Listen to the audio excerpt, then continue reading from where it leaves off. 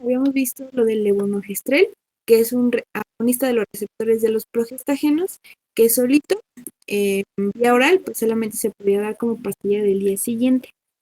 Ya en combinación como tal de agonistas de progestágenos y estrógenos, tenemos el levonorgestrel con etinilestradiol. El levonorgestrel es un progestágeno y el etinilestradiol es un estrógeno. Lo que va a evitar este tipo de medicamentos que son pues combinados es que van a inhibir la ovulación al realizar un feedback de tipo negativo en el hipotálamo, lo cual va a alterar la secreción de FSH y LH. En la fase folicular, a la mitad del ciclo, va a estar inhibida, no se va a dar este pico que normalmente se da en el proceso de la ovulación, por lo tanto no se va a realizar. Va a cambiar el moco cervical, va a evitar la entrada del esperma y va a cambiar el movimiento de los cilios de las trompas de falopio. El movimiento se va a hacer más lento, por lo tanto no va a haber un buen movimiento del ovocito una vez que en dado caso de que se haya hecho la ovulación, pues se tarde mucho mayor cantidad de tiempo en llegar hacia la zona de implantación. Este tipo de medicamentos combinados, por ser combinados, pueden tener mayor cantidad de efectos adversos, como ganancia de peso, náuseas, dismenorrea, dolor de cabeza y también aumenta el riesgo cardiovascular en las mujeres. Puede aumentar el riesgo de trombosis venosa profunda, de tromboembolia pulmonar y también el aumento de las hormonas de triglicéridos y de colesterol. Puede hacer que las pacientes empiecen con un síndrome metabólico. Entonces hay que tener cuidado cuando vamos a iniciar algún tipo de método anticonceptivo. ¿Cuáles van a ser las acciones de las hormonas a nivel general en el cuerpo? Para que podamos entender cómo funciona de manera adecuada en el cuerpo, podemos entender de esta manera cuáles van a ser los efectos adversos de los fármacos y en las siguientes patologías que vamos a ver, que es síndrome de ovario poliquístico, cáncer de mama, cómo es que van a ayudar o pueden provocar aumento de la enfermedad el uso de este tipo de medicamentos. Los estrógenos, de manera general, van a tener receptores en todos los lugares del cuerpo. Los estrógenos van a ser hormonas que son derivadas del colesterol. Entonces, estas van a tener receptores, pero que van a ir directamente al núcleo. Van a hacer cambios conformacionales y van a iniciar con todo el proceso de síntesis de ARN y de ADN. Estos cambios que van a tener, pues, este tipo de hormonas no van a estar solamente de manera localizada en los órganos reproductores, sino que se van a extender a todos los receptores del cuerpo. Tenemos que pues el principal va a ser el sistema reproductor. Estos receptores específicos van a estar situados en los órganos, por ejemplo, en el útero, en la vagina, en la vulva, en las trompas de falopio. Van a ayudar en el proceso, por ejemplo, de la pubertad, promover el crecimiento y el desarrollo de estos órganos. Van a favorecer también el desarrollo de las mamas, provocando crecimiento de los conductos. Por eso algunos estrógenos provocan dolor mamario cuando se les da a las pacientes. Va a cambiar la deposición grasa en las mujeres, va a aumentar la cantidad de grasa que se tiene en las caderas y en las piernas. Y a lo largo de todo el crecimiento de la mujer, va a facilitar el cierre de las epífisis. Por eso una vez que las niñas que inician con su periodo menstrual, una vez que lo iniciaron, es menos probable que empiecen a crecer abruptamente. Normalmente las niñas tienen su pico de crecimiento antes de la menstruación porque inicia con todo el proceso de producción de estrógenos y progestágenos, entonces empiezan a crecer. Una vez que se da la primera menstruación, estos cartílagos de crecimiento se cierran. Y a lo largo de todo el ciclo fértil, pues ya habíamos visto que hay cambios en la mucosa uterina, hay aumento de secreción de flujo en el cuello, puede haber turgencia de las mamas y en la zona más importante es que en el útero, una vez que está la caída de los estrógenos, va a provocar atrofia y necrosis de la mucosa uterina, que es lo que nos va a dar la menstruación. En el sistema nervioso central se ha demostrado que también hay existencia de receptores estrogénicos que van a estar distribuidos en los núcleos basales, sobre todo en la región basal medial del hipotálamo. Aquí va a estar particularmente lleno de receptores de estrógenos. Estos estrógenos pues van a actuar modificando la frecuencia pulsátil de la hormona GnRH, lo cual va a iniciar como con todo el proceso de ciclo ovárico y ciclo menstrual que ya habíamos visto, al iniciar con la secreción de FSH y LH. Estos estrógenos también van a estimular la síntesis de los receptores de progesterona en el hipotálamo. Posteriormente, tenemos efectos metabólicos, que son los más importantes cuando hablamos de métodos anticonceptivos, porque pueden ser un punto en el cual podemos o no podemos dar métodos anticonceptivos en las mujeres. Los estrógenos de manera basal van a presentar cierta actividad anabólica, es decir, va a empezar con la retención de sal, de agua, puede formar edema, van a bloquear la actividad de algunas citocinas implicadas en la resorción ósea, es decir, va a mantener la parte de la masa ósea. Es por eso que en la etapa premenopáusica, cuando empiezan ya a disminuir los niveles de estrógeno, se empieza a tener pérdida de la masa ósea. Los estrógenos también van a controlar el desarrollo ponderal y cierre de las epífisis, lo cual va a regular el crecimiento y por eso en las mujeres en las cuales son posmenopáusicas iniciamos con dosis bajitas de estrógenos, que eran las que habíamos visto en la clase pasada, las pacientes suelen mejorar mucho su sensibilidad a la insulina, suelen aumentar su tasa metabólica y también nos van a ayudar con elevar el colesterol HDL y disminuir los triglicéridos, así como los triglicéridos totales, que sería en general el LDL. Pero a dosis suprafisiológicas, que es cuando nosotros damos métodos anticonceptivos, estos preparados, pues lo que van a hacer es que las dosis son muy altas, esto para inhibir todos los ciclos. Van a aumentar los triglicéridos, especialmente del LDL, y van a bajar el colesterol HDL. Si la paciente ya contaba con una patología previa a esta, es decir, si ya tenía una dislipidemia, y le estamos dando métodos anticonceptivos que van a provocar mayor cantidad de, pues, triglicéridos, colesterol, la paciente va a aumentar su dislipidemia e incluso pueden llegar a esteatosis hepática. Por eso hay que tener mucho cuidado cuando se da los métodos anticonceptivos en las mujeres. También va a tener efectos cardiovasculares. Los estrógenos son protectores del sistema vascular. Es por eso que los infartos en mujeres premenopáusicas, es decir, menores de 40 años, son muy raros, a diferencia del de los hombres. ¿Por qué? Porque van a modificar obviamente el perfil lipídico, pero un punto importante es que van a producir factores derivados del endotelio, disminuyendo así la oxidación. Van a producir disminución de la agregación de las plaquetas, es decir, no se van a formar tantos trombos, va a haber vasodilatación y disminución de la proliferación de las células musculares lisas. Esta proliferación de las células musculares lisas sobre todo sucede cuando hay placas de ateroma. Las placas se dan gracias pues a la acumulación de lípidos, pero pues debajo de la placa hay endotelio. Entonces, este endotelio cuando se rompe al formarse una placa, crea un espacio proinflamatorio. poco a poco se va inflamando más, se va inflamando más hasta que se cierra la luz.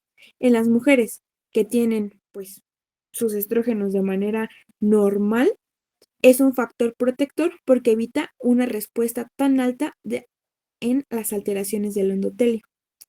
Entonces, en dosis sustitutivas, como en el tratamiento de la menopausia, van a tener los estrógenos un efecto beneficioso sobre el aparato cardiovascular. Nos van a ayudar al aumentar la producción de óxido nítrico.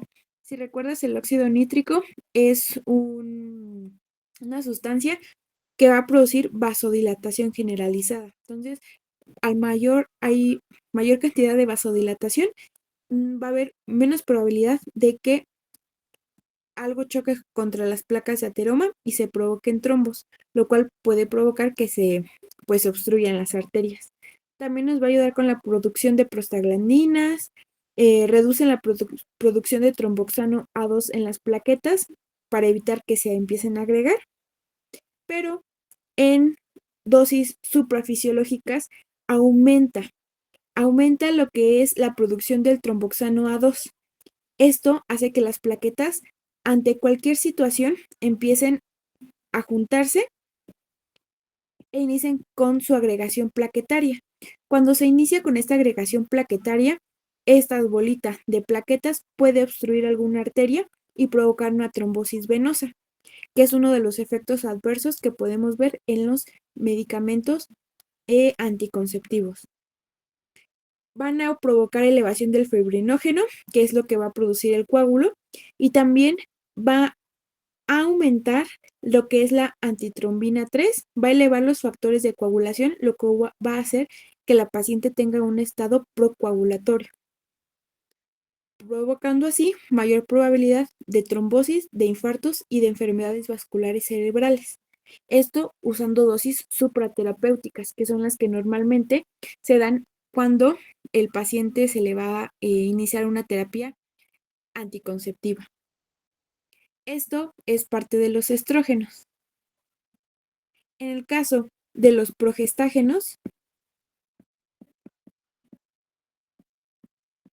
en el sistema reproductor, de manera general, sus acciones son sobre todo en el útero. Va a consistir en que se va a engrosar el endometrio y va a aumentar la producción de sus glándulas. Esto pues va a dificultar la penetración de los espermatozoides. En las trompas va a facilitar el paso pues del óvulo, y una vez que se cesa la secreción de progesterona gracias a que el cuerpo amarillo empieza a evolucionar, pues va a producir la menstruación. En el tejido mamario, la progesterona va a actuar sinérgicamente con el estrógeno para que se empiece a desarrollar los acinos glandulares. Al término del embarazo, la lactancia va a venir bajo la acción de la prolactina, pero esto va a iniciar una vez que descienden los niveles de estrógenos y de progestágenos. A nivel del sistema nervioso central, igual va a ayudarnos a que inicie los pulsos de liberación de la LH y de la FSH. Consecuencia de esto, pues va a tener la ovulación. La progesterona también va a modificar la termorregulación, va a provocar aumento de la temperatura corporal en la segunda parte del ciclo femenino y va a estimular la respiración. En la parte metabólica, los progestágenos, como tiene propiedades que son androgénicas, va a ejercer mayor efecto sobre el metabolismo de la glucosa. Es decir, ante mayor cantidad de progesterona, va a ir aumentando los niveles de glucosa y de insulina en dosis adecuadas.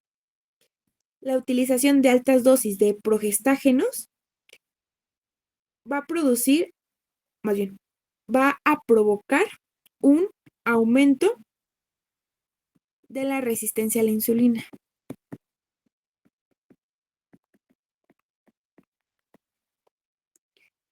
Va a aumentar la síntesis de triglicéridos y reducir las del HDL por estímulo de todo el proceso a nivel hepático. Los efectos cardiovasculares va a tener un efecto vasoconstrictor, es decir, las arterias se van a empezar a constreñir, sobre todo en las paredes de las arterias. Va a aumentar también su distensibilidad y su capacidad venosa, pudiendo antagonizar un poco la acción dilatadora de los estrógenos y aumentar el riesgo de vasoespasmo. El vasoespasmo es como una contracción rápida que pueden tener algunas arterias.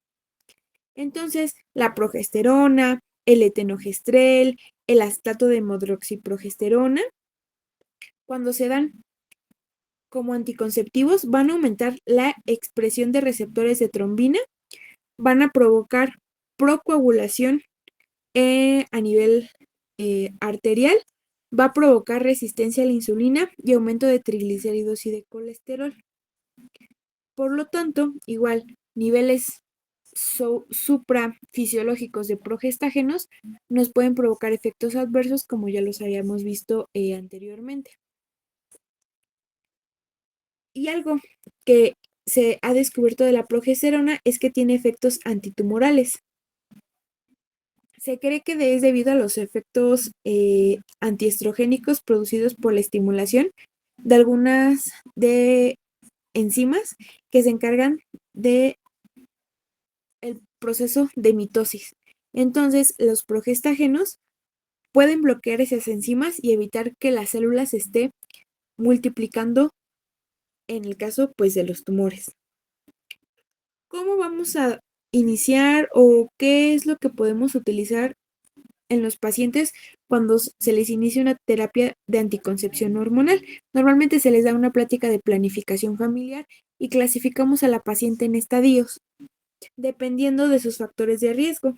Es importante conocer si la paciente ha tenido antecedente de trombosis, si la paciente ha tenido resistencia a la insulina, si tiene dislipidemias, si tiene obesidad, si tiene resistencia a la insulina, si la paciente tiene antecedente de cáncer de mama, ella o alguna familiar, si tiene o tuvo miomatosis uterina, cáncer de cervix. Todos estos son factores para que podamos dar uno u otra hormona o ambas combinadas, porque dependiendo de lo que se dé, va a ser los efectos adversos que pudieran tener las pacientes. En general, los efectos adversos de los progestágenos es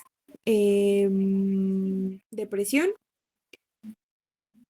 falta de iniciativa, retención de sodio, agua, pueden producir alcalosis respiratoria porque pueden producir hiperventilación, el aumento de peso por la resistencia a la insulina, pueden atrofiar la mucosa vaginal, tener retrasos en la menstruación, menor flujo menstrual, disminución del líbido y candidiasis.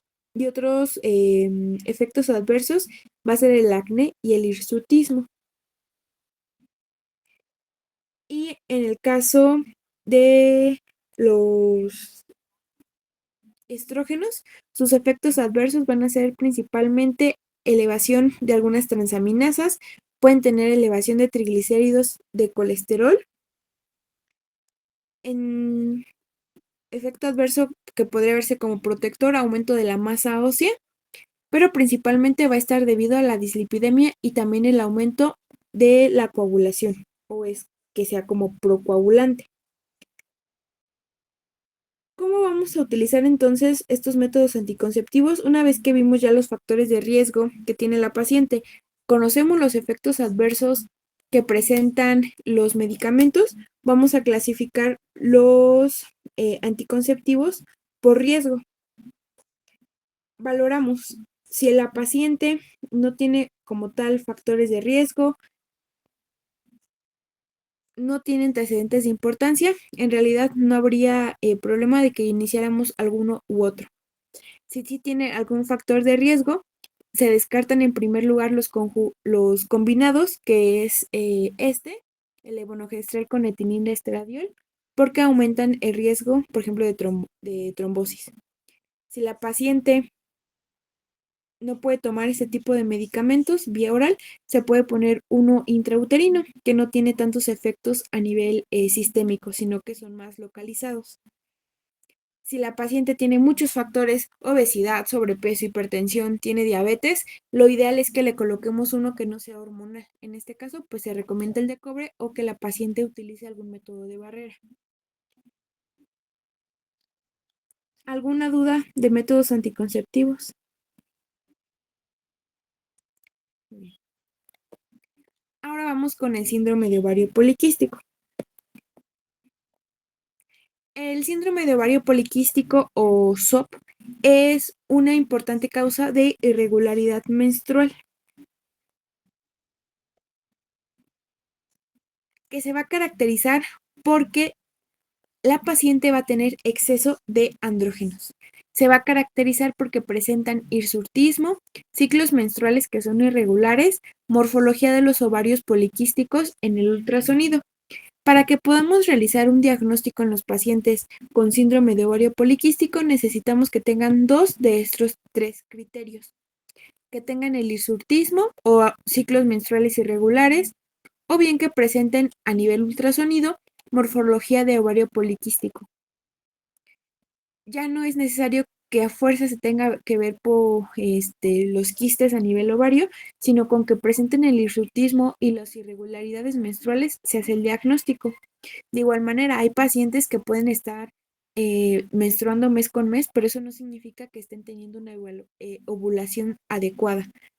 Esto se ve que en los ovarios entonces se encuentran pues ahí los quistes de todas las ovulaciones que no pudo tener la paciente. Este se va a caracterizar por mayor frecuencia porque va a haber un pulso de la hormona liberadora de gonadotropina, va a estar aumentada porque no hay un buen ciclo ovulatorio y una reducción de la retroalimentación negativa de los esteroides sexuales a nivel del hipotálamo. Como no hay una ovulación adecuada, no hay síntesis adecuada de estrógenos y de progesterona. Por lo tanto, estos, una vez que se liberan a nivel sistémico, no pueden llegar al hipotálamo para hacer un feedback negativo porque sus concentraciones son muy, muy bajitas. Lo que va a hacer el hipotálamo es seguir aumentando la GnRH para que siga aumentando la LH y la FSH para que se dé una buena ovulación. Esto va a causar un ciclo vicioso. La hormona liberadora de la gonadotropina se va a liberar en la zona del hipotálamo de manera pulsátil, lo que produce mayor secreción de la LH y de la FSH. Este pulso o esta frecuencia de la hormona liberadora, de la GnRH, va a provocar que al estar aumentando constantemente la LH y la FSH, se termine haciendo un feedback negativo, inhibiendo la GnRH y no se pueda llegar de nuevo hacia la ovulación. También va a tener factores externos, no solamente de los que son producidos por el ovario, sino que también esta frecuencia de pulso de liberación de la hormona va a estar controlada por factores endocrinos y neuronales ascendentes. Con más frecuencia va a favorecer la secreción de la LH, mientras que una frecuencia que es más baja va a favorecer la secreción de la FSH. Lo vamos a esquematizar aquí.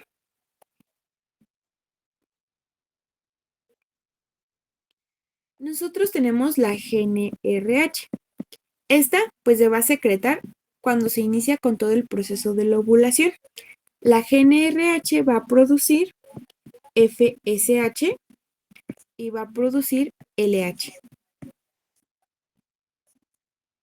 Estas a su vez pues van a hacer feedback a la GnRH. Estas pues van a ayudar a la secreción de progesterona y estrógenos a través del ovario. El ovario va a secretar los óvulos. Estos pues son los principales células que van a ser las productoras de la progesterona y estrógenos, como habíamos visto en el ciclo de los ovarios. Cuando no se puede hacer una buena ovulación, estas moléculas empiezan a bajar en sangre. Entonces, al bajar, la GnRH reacciona y vuelve a secretar pulsos para volver a secretar más FSH, LH y se dé otra vez el proceso de ovulación. Estos pulsos no solo van a estar controlados por estas hormonas, sino que también por factores endocrinos. Cuando hay una frecuencia alta, es decir, la GnRH tiene frecuencias como que más cercanas una de la otra, va a favorecer la secreción de la LH. Mientras que cuando tiene frecuencias más bajas, es decir, una más lejos de la otra, va a favorecer la secreción de la FSH. En mujeres con síndrome de ovario poliquístico, los niveles elevados de la LH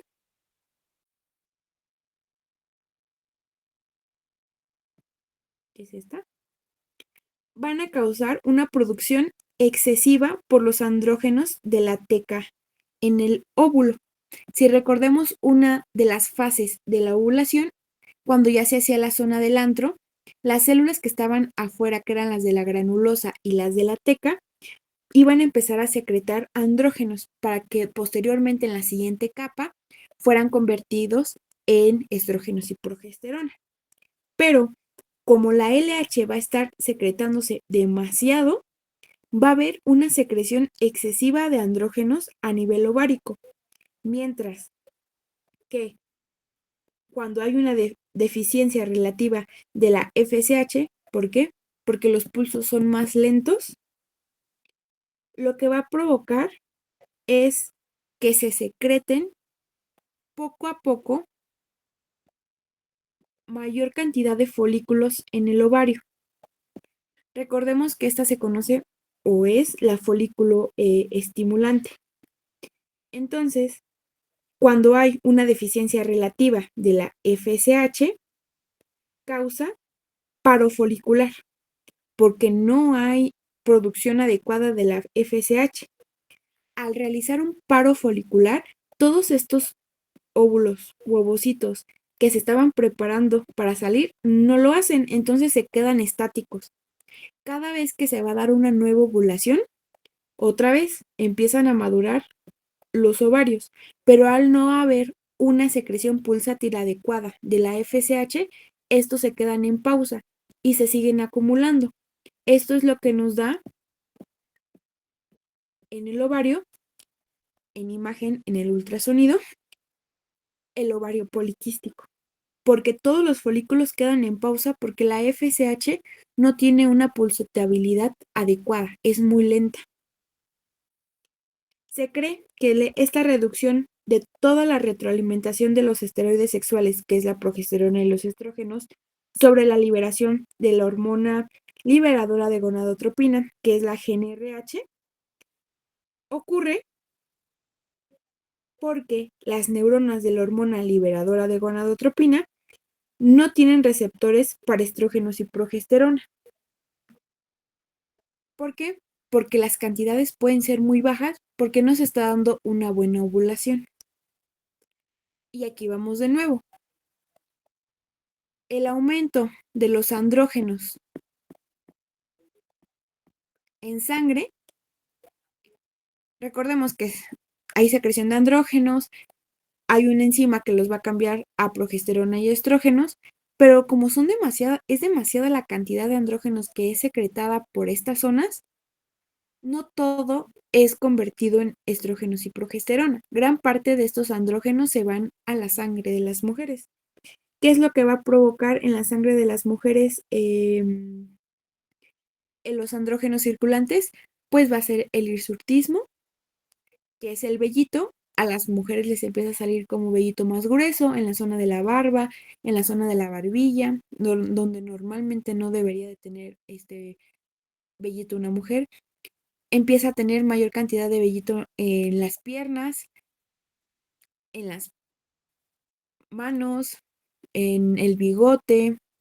Empieza a caérsele mucho el cabello a la mujer, empieza a tener este tipo de caída de cabello, se le conoce como caída androgénica, que son como las entradas, em, empiezan como que a caérsele esa zona de pelo, que es más o menos como así.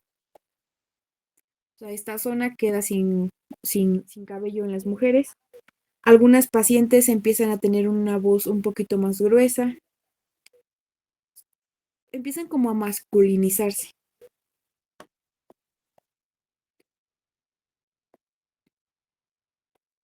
Como no hay una buena ovulación, los ciclos menstruales pues empiezan a cambiar. Lo característico del síndrome de ovario poliquístico es que pueden pasar hasta 6, 7 meses sin tener una sola menstruación o tener menstruaciones que son con mucho sangrado, muy dolorosos y que no estén ovulando.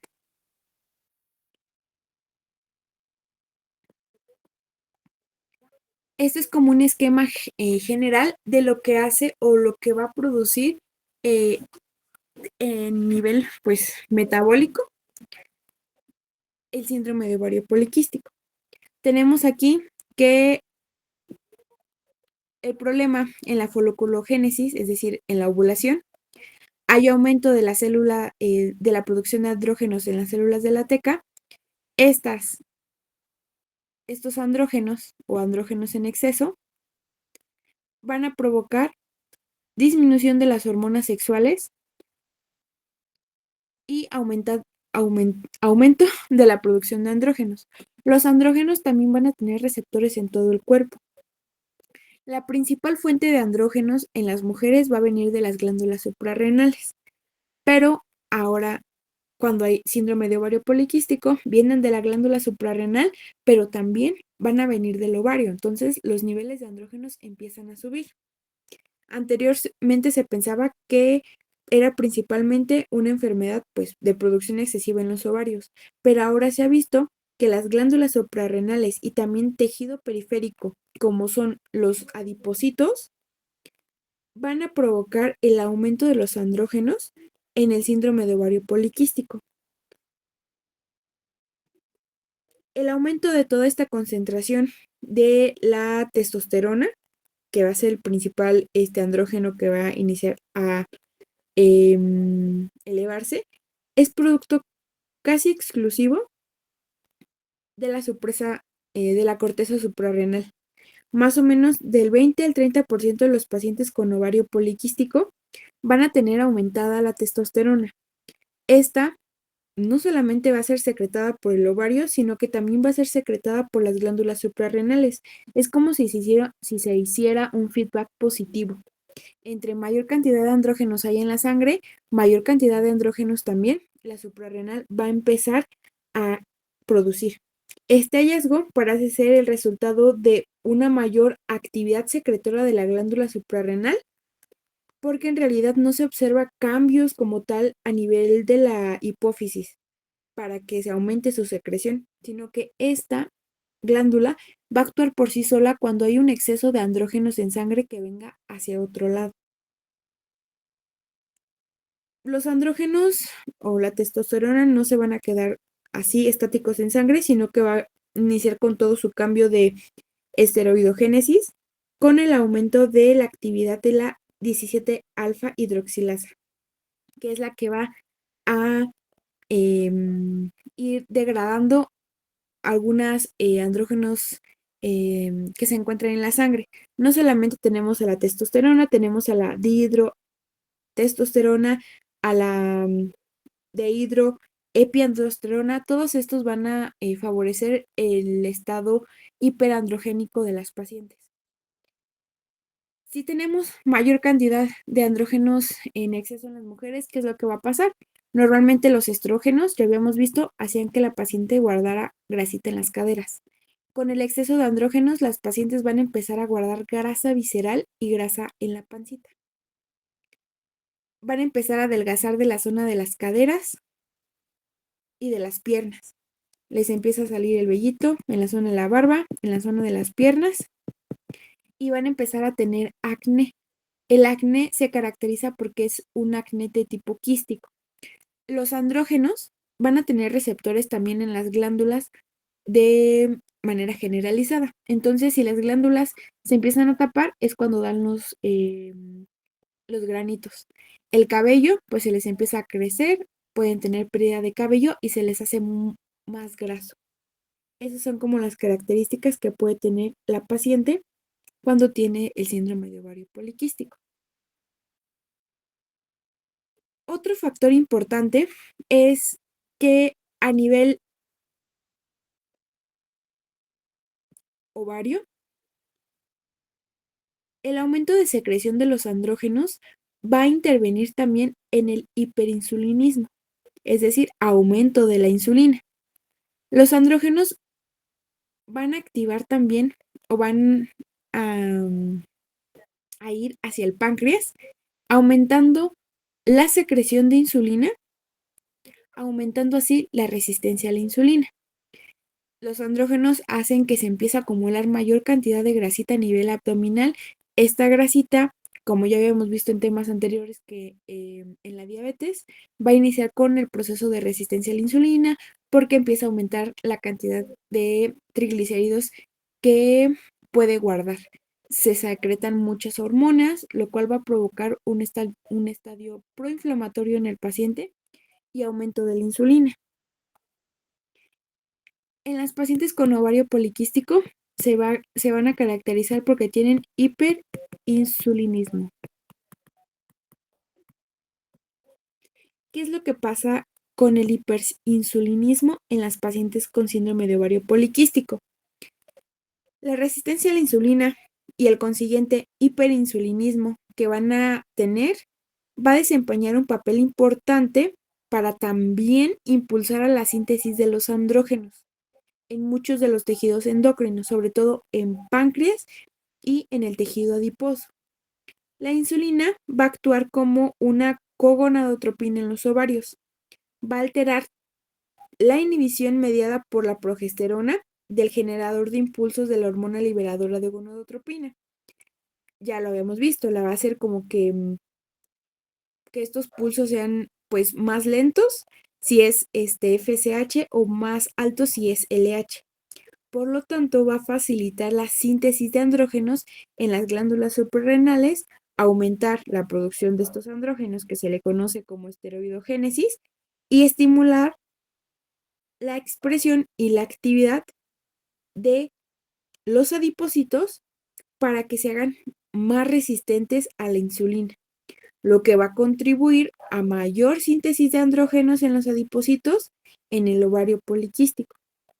Igual la insulina va a empezar a inhibir globulinas que van a ser las encargadas de la transportación de las hormonas sexuales, facilitando entonces así que si no se llevan las hormonas sexuales femeninas, que son estrógenos y progesterona, hay aumento de las hormonas masculinas, que son los andrógenos. Por lo tanto, toda esta producción excesiva de andrógenos va a estimular a la insulina, lo cual conduce a un círculo vicioso entre el exceso de andrógenos y el exceso de insulina. La paciente empieza a presentar datos de oscurecimiento de alguno de los pliegues, sobre todo en cuello y en las axilas. Esto por aumento de la insulina, también en la zona de la ingle. Hay aumento de la insulina empieza a secretar también otros factores de crecimiento como el IGF, que tiene receptor a los melanocitos, por lo tanto se empiezan a hiperpigmentar. Todos estos datos de hiperandrogenismo en las mujeres va a seguir provocando cambios a nivel del ciclo sexual de la mujer, provocando y aumentando e impulsando más la resistencia a la insulina y la producción de los andrógenos. Hasta que no se rompa ese círculo vicioso, es cuando la paciente empieza pues a mejorar con su síndrome de ovario poliquístico. Recordemos que esto oscurito que se les ve a las pacientes se le conoce como la acantosis nigricans. ¿Cómo va a ser el manejo de las pacientes con síndrome de ovario poliquístico?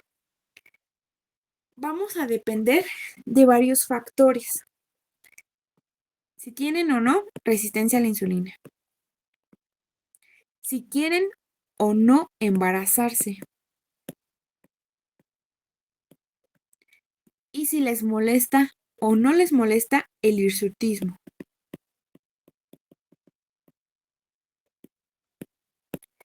Dependiendo de lo que quiera la paciente o de lo que tenga, es del tratamiento que nosotros vamos a seguir con ella. Primero, si tiene resistencia a la insulina, ¿cómo hacemos el diagnóstico de resistencia a la insulina? Vamos a medir insulina basal y vamos a medir glucosa.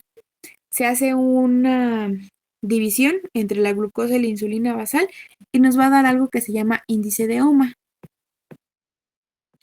Este es lo que nos va a valorar la resistencia a la insulina. Si la paciente tiene resistencia a la insulina, no va a poder bajar de peso. Si no baja de peso, sus adipocitos, su grasita, va a seguir provocando andrógenos y va a seguir teniendo resistencia a la insulina y no va a seguir teniendo ciclos menstruales adecuados. ¿Cómo vamos a tratar la resistencia a la insulina? Con medicamentos específicos de resistencia a la insulina. No sé si recuerdas el que se daba en diabetes.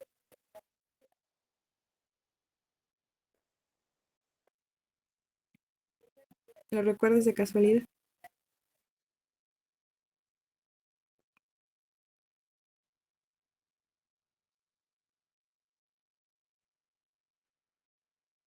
¿No? Bueno, el medicamento que se daba en diabetes para resistencia a la insulina era la metformina. También se podía dar la pioglitazona y pues los que estaban ahorita más recientes, que son los GLP-1, ¿vale? En las pacientes con resistencia a la insulina, mujeres con síndrome de ovario poliquístico, el de primera línea es metformina. Nos va a ir ayudando a que la paciente rompa esta resistencia a la insulina y empiece a bajar de peso. ¿Qué otra cosa nos ayuda con la resistencia a la insulina? El ejercicio. Las pacientes tienen que iniciar a realizar actividad física. 150 minutos a la semana, ejercicios de fuerza para mejorar resistencia a la insulina por el movimiento muscular y cardio para empezar a disminuir la cantidad de tejido graso a nivel abdomen. ¿Qué otra cosa nos va a ayudar con la resistencia a la insulina? Los alimentos. Las pacientes se tienen que evitar alimentos que sean con altos índices glucémicos, alimentos lácteos, por ejemplo, también azúcares refinadas, jugos, todo lo que haga picos de glucosa se tienen que ir disminuyendo en este tipo de pacientes. El embarazo ahorita lo vemos, pero el siguiente sería el hirsutismo. Si la paciente le molesta mucho los vellitos, la caída de cabello,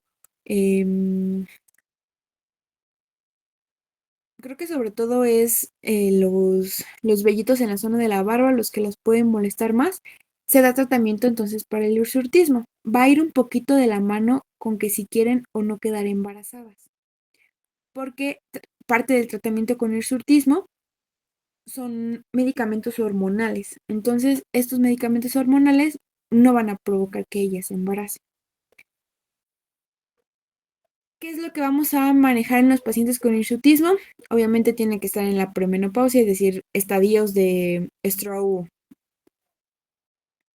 antes de que inicien con la menopausia.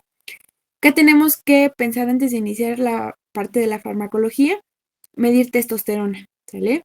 La testosterona tiene que estar en menos de 150 nanogramos sobre decilitro, porque si está mayor, a lo mejor no es síndrome de ovario poliquístico, sino que podría tener alguna alteración genética que en la glándula suprarrenal se esté secretando mucha testosterona. Puede ser por la deficiencia de alguna hormona que normalmente no se mide en el tamiz neonatal porque no son las más comunes. Tenemos que determinar de manera basal el Freeman-Gallwey Score, que es básicamente un test para ver en qué zonas pues tiene el hirsutismo. Y para pacientes femeninas con índice de masa corporal de más de 30, a fuerzas tenemos que iniciar con disminución del peso. ¿Por qué? Porque si vamos a iniciar el fármaco de primera línea está contraindicado. ¿Cuál es el fármaco de primera línea para hirsutismo? Anticonceptivos orales. ¿Por qué? Porque hay anticonceptivos orales que tienen una acción antiestrogénica. Entonces, si las pacientes tienen obesidad, no se le podemos dar. Si tiene antecedente de trombosis venosa profunda, tampoco. Alteraciones cardíacas tampoco se puede dar. Que tengan migraña con aura, se las exacerba mucho, tampoco se los podemos dar. O que esté algún otro tipo de contraindicación en estos pacientes, no les podemos dar este tipo de medicamentos. Si está bien la paciente, solo tiene sobrepeso, tiene un buen historial en general, iniciamos con terapia anticonceptiva oral, siempre y cuando la paciente no quiere no quiere embarazarse, ¿sale? Entonces, si la paciente no se quiere embarazar, iniciamos con esta terapia. Iniciamos con bajas dosis de estrógenos y tenemos que dar una progestina que sea neutral o que sea antiandrogénica. Lo normal o lo más común que utilizamos aquí en México son las DIAN. Las DIAN van a tener etinilestradiol como estrógeno y la ciproterona. La ciproterona es una progestina que es neutral o que incluso podría ser antiandrogénica, es decir, va a evitar y va a empezar a disminuir la concentración de andrógenos a nivel sanguíneo. Tenemos que ver y valorarlas en 6 meses. Estos 6 meses nos van a ayudar a que su ovario empiece a descansar, no esté teniendo como que tantas ovulaciones fallidas, vaya disminuyendo o se vayan reabsorbiendo todos estos folículos que quedaron en pausa para que no vaya creciendo de tamaño por los quistes. En 6 meses les volvemos a realizar el score de Ferryman-Gallwey y vemos cómo se siente la paciente. Si hay una mejoría clínica, podemos continuar con la misma terapia hasta que rompamos con el ciclo, hasta que se rompa la resistencia a la insulina o hasta que ella quiera estar embarazada. Va a depender de cada uno, de cada médico, si continúa por más tiempo este tipo de fármacos, siempre y cuando se busque que la paciente empiece a romper su resistencia a la insulina y que empiece a bajar de peso. Porque una vez que inicia a bajar de peso, va a recuperar su menstruación y va a recuperar su ovulación. Si vemos que no ha sido la mejor respuesta de la paciente, podemos añadir espirolactona. La espironolactona es un antihipertensivo que va a actuar a nivel de la corteza suprarrenal, entonces la va a inactivar. Esto va a provocar que al menos los andrógenos secretados por la corteza disminuyan, por lo tanto puede verse la paciente con mejoría del hirsutismo. Hay que estarle checando el potasio sérico un mes después de que se le inicie el tratamiento, porque pues la espironolactona es un medicamento que reabsorbe el potasio. Entonces hay que estar valorando en la paciente. Normalmente no les da hipercalemia, pero si ya tiene factores de riesgo extras, pues sí hay que estarla revisando. Y volvemos a revisarla en 6 meses con la misma escala. Si mejora, continuamos con la misma terapia, y si no es la mejor, ya se buscan otras alternativas como remover el vellito a través del láser. Si la paciente está contraindicado todo lo anterior que vimos, que es la terapia anticonceptiva hormonal, iniciamos primero con la espirolactona. Igual dosis de 50 a 100 miligramos 2 veces al día. Y vamos checando igual cómo está del potasio y la revisamos en 6 meses. Aquí le podemos agregar algún anticonceptivo no combinado oral. ¿Esto para qué? Para ir regulando su ciclo menstrual, ¿sale? Podemos utilizar anticonceptivos que son solitos en las pacientes para que vaya regulando su menstruación y su ovario vaya descansando.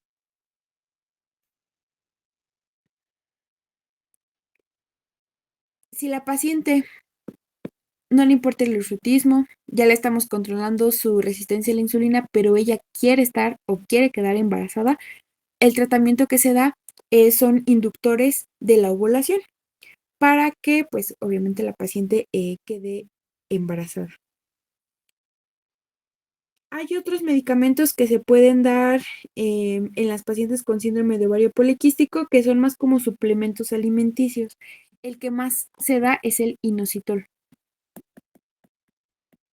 El inositol, cuando pues lo tomamos, va, va a ingresar a nivel, se va a absorber obviamente en el intestino, va a ir a nivel sanguíneo y ahí va a actuar como segundo mensajero en muchos de los procesos.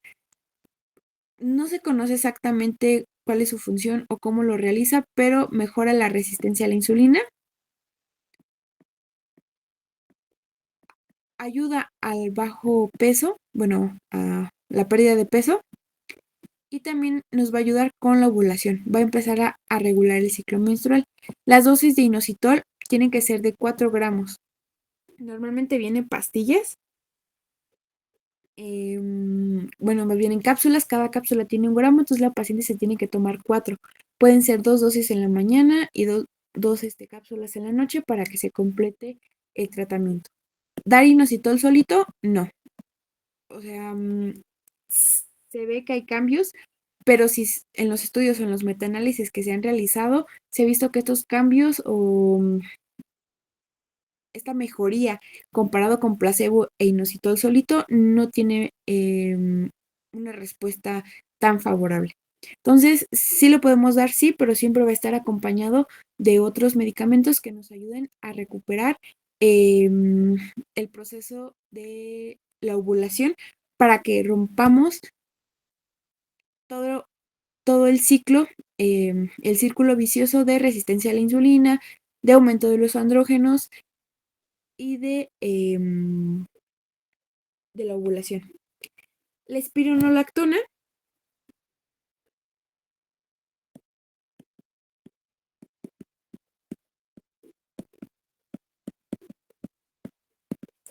es un fármaco que nos ayuda con la presión arterial. ¿Por qué? Porque es un fármaco diurético. Se le conoce como que es ahorrador de potasio. ¿Por qué? Porque lo reabsorbe. Y se da principalmente para tratar la hipertensión arterial, la insuficiencia cardíaca, porque empieza pues a secretar agüita, el edema y también por el hiperaldosteronismo, que es el aumento de la aldosterona en sangre. La aldosterona es pues, una hormona que se secreta en la glándula suprarrenal.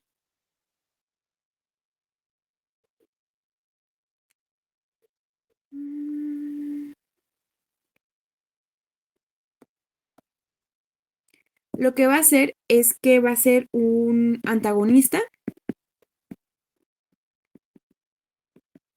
de los receptores de aldosterona y de andrógenos. Cuando la espironolactona se conecta con estos receptores, los va a bloquear, evitando que tanto la aldosterona como los andrógenos, que están elevados en el síndrome de ovario poliquístico, vayan a los tejidos diana que tienen estos receptores y nos inicie como con todo el proceso. Entonces, si no hay andrógenos o los andrógenos están pues bloqueados, no va a haber crecimiento del vellito, no va a haber aumento de la secreción de las glándulas sebáceas del cabello, de las glándulas de la cara, no va a haber acné, entonces tampoco va a empezar a crecer el vellito en la zona de los brazos, en la zona de las piernas. A nivel renal, va a reducir la reabsorción de sodio al bloquear los receptores de aldosterona, lo cual va a llevar a una regulación negativa de los canales de sodio. Entonces, estos receptores de aldosterona principalmente están a nivel renal. ¿Qué es lo que hacen los receptores de aldosterona? Van a aumentar los canales de sodio. Al no haber aldosterona ahí, se bloquean los canales de sodio, no se reabsorbe el sodio, se queda en el lumen donde se encuentra pues el riñón. Donde va el sodio, va el agua. Entonces empieza a secretar mayor cantidad de agua, por eso es un diurético. Los efectos que nos importan a nosotros es más en la aldosterona, por el síndrome de ovario poliquístico. ¿Qué es lo que va a hacer? Va a afectar la conversión también a testosterona. La espironolactona va a reducir la actividad de una enzima, que es la 17 alfa hidroxilasa. Al bloquear esta hormona va a disminuir la conversión de testosterona a partir de la pregnenolona y la progesterona. La disminución de la testosterona a nivel pues sistémico va a disminuir el hirsutismo y pues además va a ser el antagonista directo de los receptores de andrógenos, por lo que va a disminuir las características masculinas secundarias. Y pues también en el eje renina-angiotensina-aldosterona va a bloquear todo este proceso, mejorando entonces así la hipertensión arterial. Por eso puede ser un fármaco que se da tanto en el hirsutismo como en los pacientes con hipertensión arterial. No es el de primera línea para hipertensión, pero puede ser un ayudante cuando ya se ha dado todos los fármacos anteriores y no mejora. Pero en general en el síndrome de ovario poliquístico es para que disminuya los síntomas de masculinización y el hirsutismo. ¿Alguna duda hasta acá?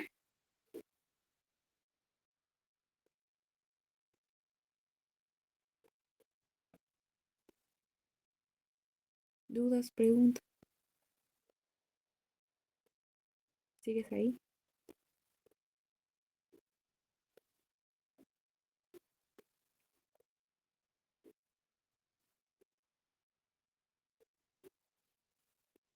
¿Sí me escucha?